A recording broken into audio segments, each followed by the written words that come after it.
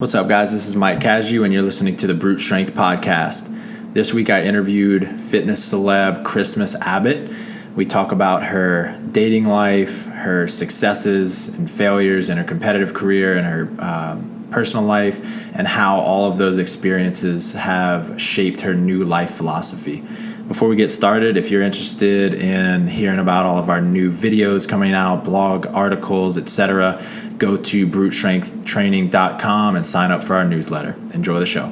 All right, what's up, guys? I'm here with Christmas Abbott. Christmas, how are you? I am awesome. I'm awesome. Thank you so much. What's up? Thank you for making time for us in your very busy schedule. I really appreciate it. Thanks. The busyness is self-inflicted, but I think the world of you, and we run with a really cool crew, so obviously I would make time. Thank you, man. So we got the CrossFit Games coming up, and I know you just told me you don't know the specifics, but I'm curious, what do you usually do when you're at the CrossFit Games? Why are you there?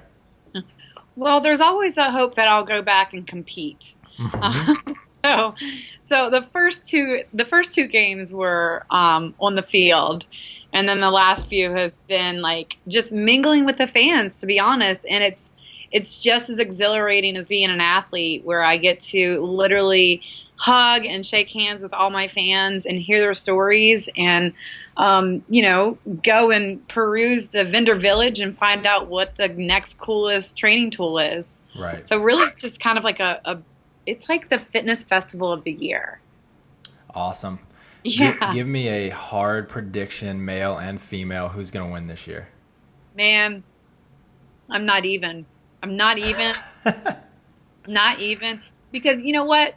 There's always going to be a wild card. And I have so many friends that are in the top 10 that, I don't want to like make one upset, and then one comes out and they get fiery about, coming up and they're underdog. Right. I definitely have some people that I love watching, and the games are so unpredictable at times where it just really ebbs and flows. And some of the top athletes that have been there for a long time aren't there this year.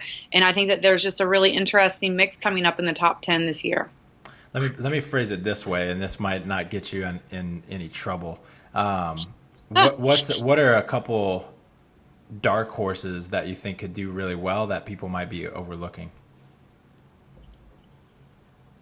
I don't know. I have some favorites that didn't make it to the games this year, and I think that one to watch is Ben's little brother, Alex Smith. Mm-hmm. He has just been year after year putting in his time, and he's so humble, but he wants it really bad. And I just see him in the next probably 2 to 3 years making it to the games, and people going like, where did he come from? Mm-hmm. It's Ben's little brother, but ultimately he's gonna make a name for himself at the games sooner or later. So watch out for him. He's one to watch out for in the next few years. I agree. Once he makes that next step, I think he's gonna be very good on the world stage.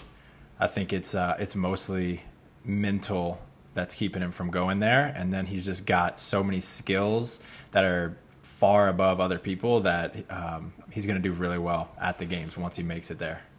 That kid is ridiculous. Yep. Yeah. But I get so involved with the athletes, and I guess I just, you know this too. It's the same thing that you do, is that we get personally invested and personally involved in a different way than just having like, oh, I look up to them because they do this in training. And, it's a much more of like a friendship forged between a lot of these athletes, and you want to see them all do well. But I'll tell you what, last year it was amazing to watch Matt come and just ferociously take it. So we'll see. I think that no matter what happens, it's going to be an all-out fight. And I think that Noah and Matt are going to go real head-to-head. I agree. It's going to be fun to watch. So I have a personal question for you before we really dive into some other stuff. I'm curious, what is your love life like? How is it dating new guys when you're so much in the public eye of fitness? Oh man. I will be cool 100% on, like, I hate dating, period. I don't like it at all. It's awkward. It's like interviews, but like personal, social aspect interviews. And I just never have been a fan of it, even before I was more in the public eye. But I've been dating this one guy for actually next week is our 1 year anniversary, and Congratulations. thanks. He's amazing, and all of the crazy stuff that I do that drives everybody else insane, he absolutely loves. So it goes to show you that you can find somebody that loves all of your quirks, Right. um, and get along with, and just be wonderful with. And it's been, he hasn't really been on my social media much. He likes to kind of stay in the shadows, which works well for my life and my work needs. But I don't know. He's just been kind of great, and I put him out there every now and then. He's an occasional man crush Monday, and it's funny. I force him to take photos, and he doesn't like to a lot, and he just doesn't like to be out in the public very much, which is polar opposite of me. Right. But yeah, the dating life is good. Nice. I was very curious about that. I can assume that at one point it was a very challenging to balance everything. So glad you found a good guy. Sounds Yeah, great. well, I think it's still challenging, even in a relationship, and I think that you can really attest to this too. It's important for people to understand that dating is hard, being in a relationship is hard, and you still have to, just because you're in a locked in relationship and it's stable, doesn't mean that you get to put it on the back burner, or push away and just kind of let it be secondary all the time. I think that it's important to always have that consciousness of setting time aside for each other, and when you're together, you're together. So the thing with Jeff and I is that he doesn't like to come to events because it's no fun if we don't get to hang out. But like if we go and I have to work a little bit, he understands that I have to go do my thing, and then when we are at home or we go do something together, I'm not working. I don't pick up my phone. I don't do all of the social media hype. And it's his time, and it's dedicated to him and for us to be able to foster our relationship and to grow together. So it's equally as time consuming as dating.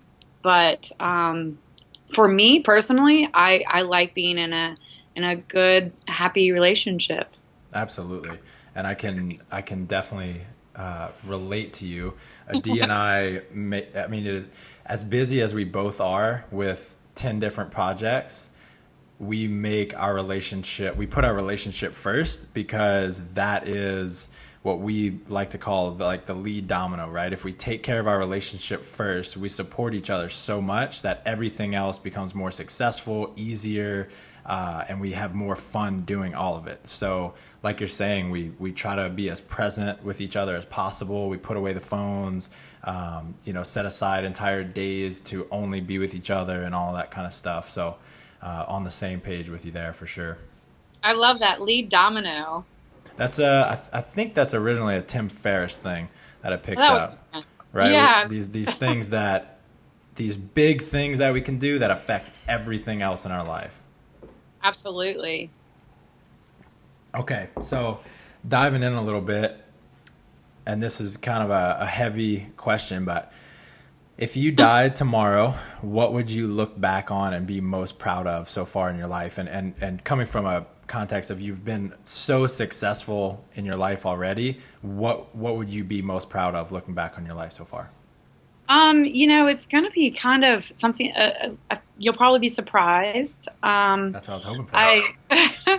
I was most proud that last year during my mom's chemo treatment that in the best, like literally I not peaked, but that was the highest I had been to in my professional career. The book had come out. It was a national bestseller. I was on the road 100% of the time. I think I saw you that summer. I know I saw you that summer, and I was a little bit of a wreck at the time.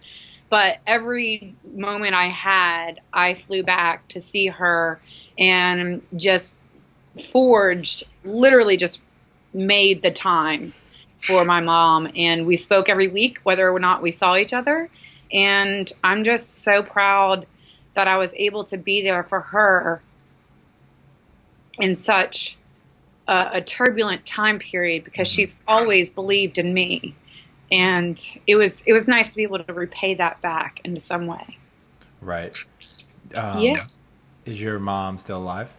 She is, and she's very jubilant and Awesome.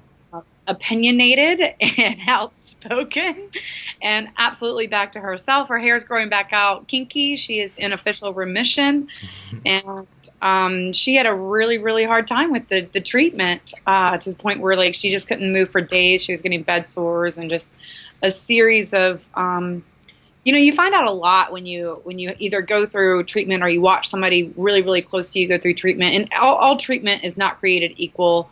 And unfortunately, my mom got a heavier dose than most, but it's a pretty nasty thing. And it puts in perspective the things that you need to appreciate in life and where you push your time and how you treat people and health and wellness. I mean, that is huge. I couldn't agree more. I had my best friend was put in the ICU for 3 weeks, and I went out and visited him in Peru and spent 2 full weeks in the ICU. He was in a coma for all of those 2 weeks, and that experience was probably the most grounding experience, other than maybe my recovery period, of my entire life. I have so much gratitude for my friends, my family, for my health, all of those kinds of things.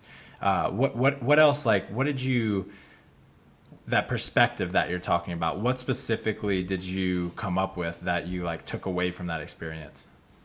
My family and I are very different. We are openly dysfunctional, and we're really quirky, and people probably see this polished version of Christmas, which I'm not really sure how they got to see that or come to that conclusion.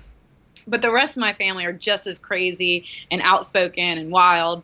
But we love each other wholeheartedly. And, our dysfunction is that we are just weird people. But we're committed to each other and we love each other. And no matter what, hell or high water, we're going to be there for one another. Mm-hmm. And during this time, I've always just really been consumed with my work because it is my life. And I just love, I love what I do wholeheartedly. So it's 24/7, you understand it. Mm-hmm. And during this time, our family really came together a little bit closer and made more time for each other, and just kind of noticed that just because we don't talk every day doesn't, our idea originally was we're close no matter what, so we don't have to talk every day. We can go months without seeing each other. It's cool. We know we're there for each other.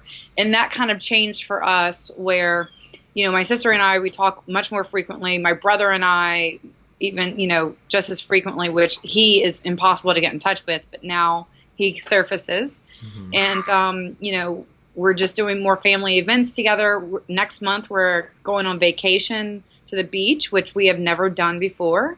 And ultimately just reprioritizing them in my life instead of just having them knowing that they're there and taking advantage of that. I've definitely just started to incorporate them more and more, and not just my immediate family, but my extended family too. My brother-in-law is such an amazing guy, and I just want to know him more. And my nieces and nephews. So I'm really trying to strengthen those family ties through being more present with them and for my life. That is awesome. I'm curious. I'm reading a book right now that's, so far it's just confirming what I've always believed, but I'm hoping to dive in more to the research. But it poses the idea that most people think of success and happiness as separate things, and that you have to become successful in your career or financially successful, etc., in order to be happy, right? Once I get this car, I'm going to be happy. Once I get this job, I'll be happy, etc.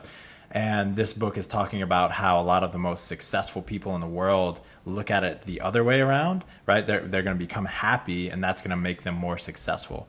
I'm curious, how is that experience, and like, wanting to spend more time with your family, how has it affected your professional life, if at all? Well, it's pretty amazing because instead of just running myself and accepting everything, all jobs, all offers, which I didn't do before, but I filled my entire plate with work.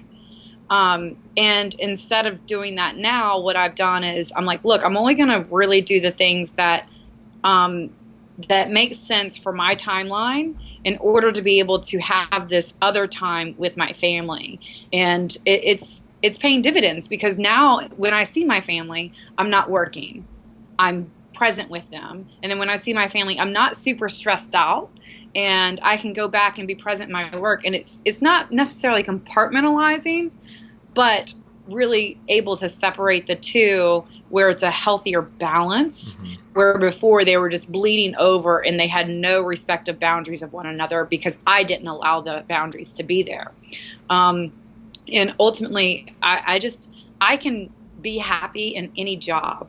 My mantra, like one of the things that I truly believe, and I try and just constantly daily remind myself, is that if the bottom fell out of my success today, like, and all my finances went away and everything was just washed to ground zero, then I still have my relationships and I'm still happy with who I am and what I've done. And I can go work and sling beers and be able to make $1 to make ends meet no matter what. And that's an amazing place to be at. So success will come and go. I've been successful multiple times in my life, and I have also been broke many times, and they are not corresponding with each other. Right. So I feel that even if everything else got washed away tomorrow, that I would still be successful with where I am. Absolutely. That's a great way to live and view life. I'm curious, have you always thought that way? No, not at all. How did it change for you? I'm not quite sure exactly when it was. It may have been a couple of years ago. I haven't always.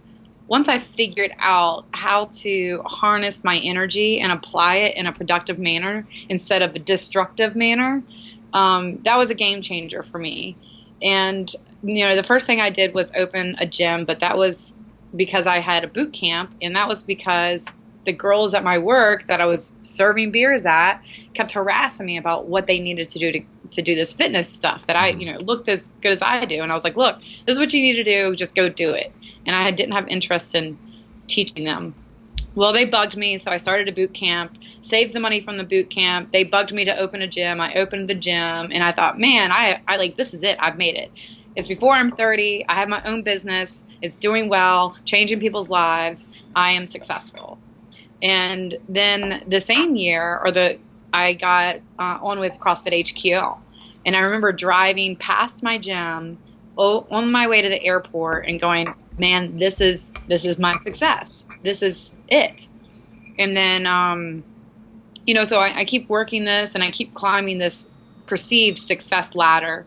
Ultimately, it's just a work ladder, right? So instead of a corporate ladder, we have these life ladders of work with entrepreneurs like you and myself.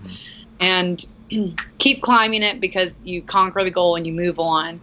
But, when my mom went into treatment, my sister, my brother, and myself were there with her and her husband for Christmas. And she sat us down. And this was when it wasn't Christmas. It was around her birthday. And this was when the treatment was just really rough. And, it's just unknown. And so she sat us down and she said, you three are my greatest accomplishments. And during that time period of her treatment, it just put a different perspective on what my success is. And she said, no matter what, Christmas, you're always going to be successful because you have a message and you've been living that message. And, so I'd have to say it's a little bit more than a year ago that really kind of shifted for me in what I think or associate with as in success. That is so cool. Thank you for sharing that. It's interesting too that you said you have that your mom told you you have a message and you're living that. And it's like anybody, it's like a message, you can replace that with the word value. And a successful life seems like one to me that you live by your values, right? That is successful as long as those make you happy. So anybody can attain that at any point in time. They don't have to get a certain accolade or amount of money or job or relationship to make them happy. It's all in their power to be happy at any moment. It really is, and that's so beautiful. I mean, how wonderful it is it to just to be like, happiness is in you, Yep. in your decision. Very cool. Yeah. And my mother always told me, and I remember this growing up, and I always, I thought, oh yeah, you got to say this because you're my mom. And she was like, Christmas, you have a gift. You have a light inside of you, and it shines bright. And I thought, well, that's because you're my mom, Mm-hmm. And it's funny because it took me many, many years in many attempts to try and almost put out that light. But ultimately, it still shines, and it comes out, and it's successful for me to be able to have her see that I have actually recognized it and I live it now. And it's a pretty incredible feeling. Wow. So I'd love to ask this question to uber successful people to kind of normalize them. I think a lot of people assume that the most successful people are perfect and they don't have doubts or anything like that, like normal people. What are you, Christmas Abbott, afraid of? And do you have any weak moments? And if so, what do you do about those? Oh man, all of those are loaded questions. If you spend, Michael, you and I have hung out before, so you spent 5 minutes with me and you were like, that girl is kind of quirky, weird, crazy. And, like I am not on a podium. I am not entitled. I don't really ever want to be, and I like people to help me keep that in mind. But like, what fears do I have? Honestly, my lifetime biggest fear is not living up to my true potential. And I actually just wrote a little short story about this. That's going to go on Barbend eventually. And basically it's how my 4th grade teacher called me an underachiever. And I didn't know what that meant. And once I was older and discovered that I could actually live up to my true potential, I have been in this fear of being an underachiever since. Mm-hmm. So really, I just want to look back and go, I did everything that I wanted to do and made a beautiful legacy that is going to continue to support my message. So that's my biggest fear, is not living up to that, to my own expectations, I guess. Absolutely. What do you do with that feeling? Like when you start feeling like, like questioning yourself, like, am I doing everything that I can to reach my potential, or is this enough, or et cetera, when you have that feeling in your chest or your shoulders or whatever, wherever that happens for you, what do you do to get through that and continue taking action, and walking on the path that you're walking? Michael, I'm going to go ahead and tell everybody that happens a lot more than they think it does. Mm-hmm. I came in today in a whirlwind frenzy. I'm doing an investment on a property right now, and it's, investments are kind of quirky because it's not guaranteed, and I like to have multiple things happening at once, but I look at what I could be doing and what I want to be doing, and then where I am, and sometimes they don't all match, and I get freaked out, and then I stop, and usually, like, I like to meditate. I like to, when that happens, I look back at my successes, and I look back, or usually I call my mom. Beautiful. But I look back and see what I've done up until this point, and then where I got started from, and the timeline for that. And it helps ease it a lot. And really, people always want the next thing. They are always clawing for the next level, and I get it because I'm ambitious too. Um, but you have to remember where you started from in order to be able to appreciate that journey. And if you're not appreciating the journey, then you're never going to be satisfied for what you have.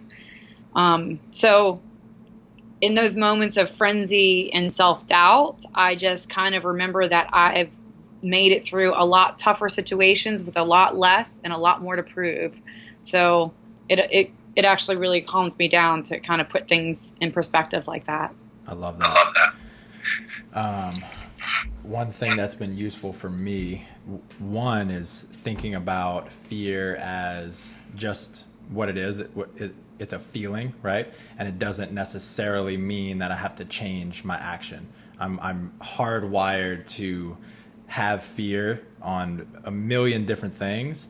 And so if I can just get that physical feeling out of my body, then I can just continue doing exactly what I was doing, right? So the way that I get out of that is through the breath, like you're talking about meditation and stuff like that. Something that Adi and I have been working on a lot recently is breathing in the moment when we have some kind of quote unquote negative emotion, right? So I feel afraid of the future, or I'm like worrying about how I should have done something in the past. And I take 5 deep breaths, deep breaths in, and they should take twice as long on the exhale. And that's just going to do what is called hijack your nervous system and hopefully bring you back to the present moment. It's been very, very useful for us. I love that, Michael. I'm going to definitely look into try that. And I love how you said, like fear is a feeling. It is absolutely a feeling. It's a perspective that you have. And I tell my athletes this. I'm like, fear is just is a disguise for excitement. Mm-hmm. And exactly. It's just your perception of it. And that means that you are feeling something about that event or situation. So you get to decide how you perceive it, and that will shift the fear to excitement. Right. Perceive it more as a challenge to grow and learn, right? No matter if you fail in the moment, and it becomes exciting, like you're saying. I love that. It's awesome. Wow. What was your first public speaking engagement like, if you can remember? What was going through your head, and how did it end up going? Other than the mandatory ones in high school that were awful. Oh my God. Take a teenage girl that's awkward enough and put her in front of a whole group of people. Mm-hmm. I think as far as like an adult out of school, was my first CrossFit HQ lecture on presses. No, it was deadlift. I had to teach the deadlift. And, there's 60 people that are looking at you as a subject matter expert, and it's your first, very, very calculated speech, for lack of a better word, presentation. And, you have to hit certain points because you're giving them the information that they're going to be tested on and that they're going to take back and teach other people. And I remember I was a wreck, but the thing that helped me really combat those nerves was practice, practice, practice. And I learned that from a fellow teammate that coached me through my first competition. He said, look, like the day of is when you show up and you do exactly what you know what to do. It's every day preparing and making sure that you used your time appropriately and to the best of your ability to get to that, to lead to that moment. Mm-hmm. And so I was like recruiting people to listen to me for half an hour on this lecture all the time and just rehearse it in the mirror. And it was a pretty amazing experience. That is awesome. I think it's interesting you're talking about practicing in terms of public speaking. I think public speaking is one of those things that traditionally it gets lumped into the category of like genetics, right? People are just they're either good at public speaking or they aren't. But as we know, it's just like anything else. The more you practice, the better you're going to be. So I'm glad you had that experience. That's awesome. Yeah, there's definitely tools to, it's just like any application, typing, double unders, snatches, whatever it is. It takes practice and fine-tuning those fundamentals. Some people naturally have the gift of gab, some people do not. But everybody can be a good public speaker through practice. Right. I have a few fitness related questions because I heard you fitness a little bit. So you travel constantly. Do you have any rules with yourself for staying in your routine in regards to diet and exercise when you're on the road?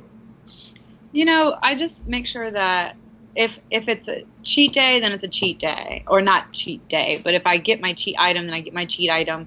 If I'm going to an event where I know that I get to, the girls are drinking, or we're like having a social friends event or family, and we're going to have some cocktails and some maybe not so great food, then I do it guilt free. But I always pre-scout where I'm going to work out, look at the itinerary, figure out what I'm going to do. I'm very regimented with the schedule, usually when I travel, and I stick to it. And I'll allot myself free time for shopping or doing something else, but I tend to see it as a work week when I'm in the office, in the same way as you would schedule anything else. Right. Something that I've had trouble with in the past is like, we'll go from Boston to New York to Miami to California, right? And we're in a new place every few days. And so it almost feels like, even though it's all for work, it feels like vacation, right? And I want to eat at all of the best restaurants in all of these places. How do you just think of it as, and you might have already answered this, do you just think of it like you're at home and you're just going to stick to whatever diet you're on, stick to whatever food choices you're choosing in general? I'll be honest, it depends on where I am with my training regiment, on how strict I adhere to that. So, for example, if I'm going somewhere, I'll make sure that and I'm a foodie. I love eating at different places. I'll make sure that my breakfast, lunch, and like an early dinner is spot on with my with my workouts or my meetings and everything. And if I were planning to go out to eat, then I'll make sure that I kind of allow that leeway, but I stay within what I need to do. If I'm training, if I'm close to a competition, usually if I'm a month out from a competition, I don't travel and I don't eat out. Mm-hmm. But if I am traveling, then I'll usually save like a dinner or two dinners for, for exploring a little bit. But even then, it's like sushi or something that's within my macro assignment and not going completely off the edge. So no fried shrimp po' boys? Oh man, I love them. But if I'm in training mode, that has to be like right after a competition. Right. Cool. Not immediately after, like not that day, but that's usually in the one or the few weeks that I get to kind of go off the res. Right. What's been the highlight of your competitive career so far? Whew. Man, I feel like that's like asking me who my favorite kid is. Give me one in your top 5. Okay. I guess we got to start from the top 5. Top 5, my first competition ever, because I had no idea what I was doing, and it was so fun. Is this a CrossFit competition, weightlifting? What are we talking about? It was a CrossFit competition. Gotcha. And that was in 2010, and subsequently went to the games that year. So the games 2010 for me. Definitely the games 2011, because that was when Reebok came on board and they just like blew the games out of the water. Daytona 500 debut for NASCAR. And then, I want to put more weightlifting in there. Last but definitely not least, I think Nationals last year, was it year before? I can't remember. Just that experience on the stage of being at Nationals with USA Weightlifting. Mm-hmm. So number one, I don't know, man. Hmm. You don't have to answer that. I, We'll take your top four there. Jeez. Oh I man. didn't know we competed against each other either. I was at the games in 2011. That was my first year. Hey. Yep. Very cool. We're in the slot to go back. That's right. I'm about ready to make my comeback. Yeah, me too. Okay, I got a tough one for you. I don't know. I think it was this most recent year. What was the experience? I think you bombed out at the AO. I Is that sure right? did. What was that experience like, and what did you take away from it? Oh man. It like still brings tears to my eyes. Um, so I failed the jerk on the clean and jerk last attempt, and I didn't finish the other two cleans. So I had never, I don't know how to explain this. It was devastating because I had such high expectations for myself, but more so because I knew that I could and I should have. So, the responsibility was up to me, and I just didn't maintenance myself properly. And I knew that I wasn't. So, and I thought, well, like, let me just push through this and push through this. And then my body said, no, you're not. So it was definitely my fault. And walking off the stage, bawling, it made me one, appreciate the sport and the demand of it too so much, but two, like, really want to refocus on all of the components of wellness and competition. So being well is not the same as competing, and I think that I try to make that really clear, especially with CrossFit, because CrossFit is a wonderful training regimen. But if you compete in it, then that is a different sport. So there's CrossFit for fitness and then the CrossFit for sport. And there's a bit of a different approach for both. So it just helped put me into a perspective of how bad do I really want to be on that stage, and putting the correct components for my well-being into place. So I took a little bit of a break afterwards, because I couldn't even lift my arm. It was so wrecked. And since then, I've been trying to maintain a good health fitness level, but I've also enjoyed indulging in my work a little bit more and just kind of taking a little bit of break from the competition lifestyle. I had been in that lifestyle since hard 010. What am I talking about? 2010, and hadn't taken any kind of reprieve in those years of training. So finally, in December, it caught up to me, and it was a rude awakening. I still get emotional about it because it was, I failed at something that I expected to excel at, And that you put in a lot of time and gave what at that time you thought was your best effort, right? so much. I PR'd my snatch. Nice. Yeah, it really was my best effort. And I think maybe you're right, Michael, where that was the most heartening thing, is that I gave it my all and it wasn't enough. And that is the absolute scariest thing, in my opinion, right? That I will give my everything to whatever it may be, whether it's career or relationship or whatever, and my best just isn't good enough. But you're living every single day fighting that fear, right? Just going out into the unknown, and this was the only one of many experiences that just didn't go your way, huh? There's a whole laundry list. But this one was very public, and it was very important to me. But here's the thing, Michael, that I want to make sure that everybody knows, is that it was supposed to happen that way. That was what my story was supposed to tell.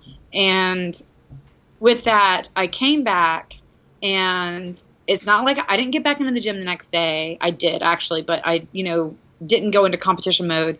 I actually focused on my business, focused on my personal life, and was able to really kind of take that to a new level, where I wouldn't have had that opportunity had I completed that lift, because I would have just gone back into that competition cycle. My body needed some reprieve, my business needed some love, and that's the benefit of this. And I see it as a blessing, which every tragedy has. And I'm appreciative to that failure, because it's created other successes. Mm-hmm. That's awesome. You pivoted on something that could have been devastating and made the most out of it. Yeah, it did make me cry a lot, though. I'm sure. I was not okay. It is okay. Yep. Let's see. Imagine someone comes up to you with this scenario. They've tried the zone diet, paleo, counting macros, carb backloading, etc., and just haven't been able to stick to any of them long term. And they come to you and they say, I don't feel confident in my body. It really gives me a lot of stress, anxiety. I don't love myself because of it, and I really want to change my body. What should I do? Well, first I'd have a conversation of what is it? Why do they not love their body? And then, to be honest, at that point, I would ask if they had any testing.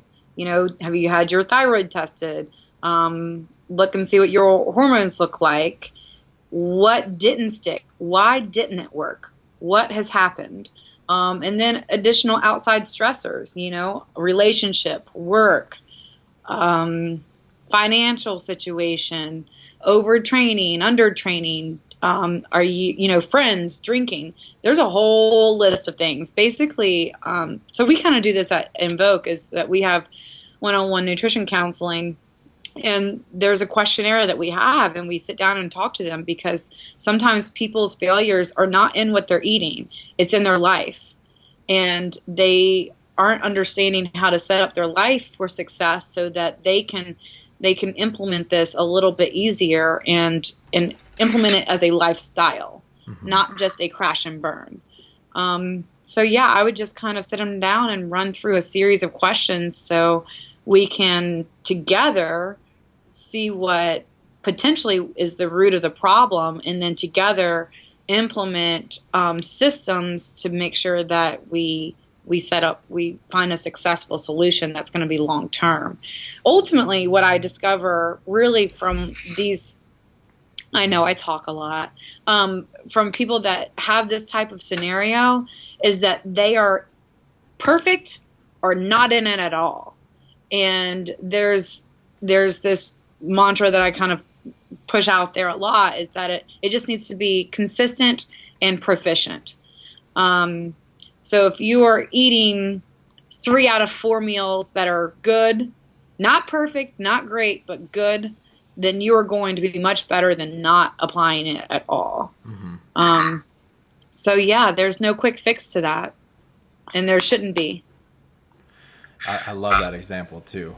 Something that Adi has just taught me recently is the idea of having a diet or lifestyle that includes healthy foods rather than what's the word? What's the word? Exclude. She's right next to me. Rather than excluding, I don't know why I could remember that. Excluding bad foods, right? If we fill up a lot of our meals with these good foods and we meet our micronutrient needs, we meet our macronutrient needs, then these extra foods that we love to eat and that we're always going to want to eat don't really hurt us, right? Because we're meeting all of our needs, and then those are, sure, they might be empty calories, but we've already met our needs, and that can kind of help with the willpower piece of it and help us stick to it, right? Absolutely. And, I agree with the D 100%. And you'll probably find that we echo each other in a lot of our philosophies. A couple more questions before we wrap up. What is one thing you know now that you wish you'd have known when you were 25? that I can. People think that I've always just been this awesome, confident person, and I'm like, no, I was very insecure, even through my early years of CrossFit. That I can if I really want it. Yeah. I love it. Yeah, I would have started slaying much earlier. Nice, nice. What would you, how would someone, if someone doesn't believe they can, what is there something that they can do, something that can, like an actionable item for them to overcome that feeling of I can't or I'm not good enough? I talk about this in my seminar, but I tell a lot of people this, is that I lied to myself for many years. And the mantra, like the thought that I think that I'm the baddest bitch in here, is what I would tell myself in my mind when every time I would go into the gym and do a workout. Not because I actually thought I was, it's because that thought was louder than the doubts in the back of my head.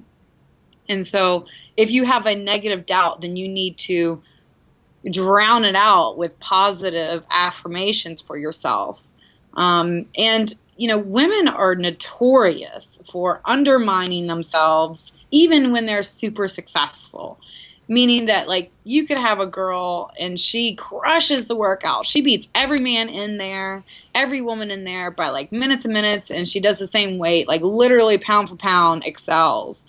And then you're going to be like, great job. And she'll go, thanks, but so-and-so wasn't in here. So I think that they would have, I could have done a little bit of this, or, somebody wasn't in here if they would have had the better score had they been here, or they just don't take credit for their good work. Mm-hmm. And I would love to see more women going, thank you. Yeah, I did crush it today, didn't I? And just being a little bit more confident with themselves. But you got to practice it. And it doesn't always have to be believed when you're practicing it. I challenged one woman in here. She always comes in and she's amazing, but she's always like, damn, done. Just like a small, slight negative undertone with anything in the sense of, oh man, these suck, or man, these are my hardest things to do. And I always tell her, I'm like, they're the best things for you to practice, and these are the most fun things for you to try. So you just got to kind of spin it how you think about it and practice it diligently. Again, practice, practice, practice. Mm-hmm. Just like our bodies, we have to practice training our minds to think the way that we want to think. Right. Nothing breeds confidence like consistency and practice. Boom. Nailed it.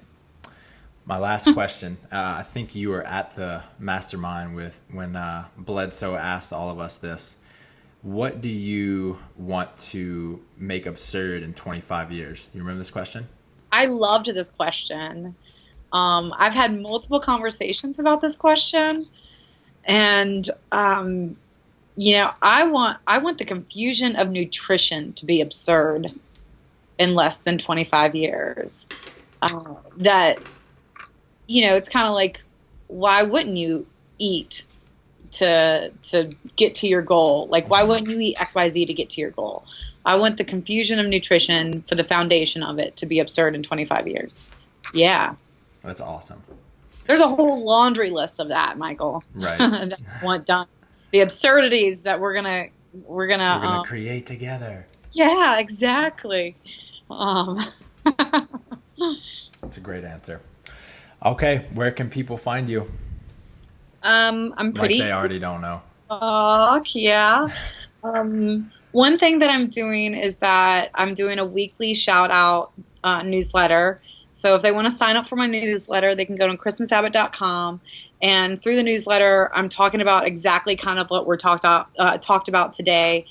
Just the more conscious and insightful things of training, life, nutrition, the struggle. And otherwise, christmasabbott.com, it's getting revamped. And then my Instagram is Christmas Abbott. So not a lot of complex searching there, but we'll link to all of that in the show notes as well, guys. Thanks. But yeah, Michael, I love what you're doing. And I love following you. And obviously, I love following Adi. I think that it's so nice to be able to collaborate with people that are in it with you and believe that they can make a change, like you with Brute Strength and this podcast. Well, I couldn't agree more. Thank you so much for that. And thank you for making the time. I really appreciate it. Awesome. And I get to see you next week. Yep. See you soon. Yeah. Awesome. All right. Have a good one. Thanks. Bye.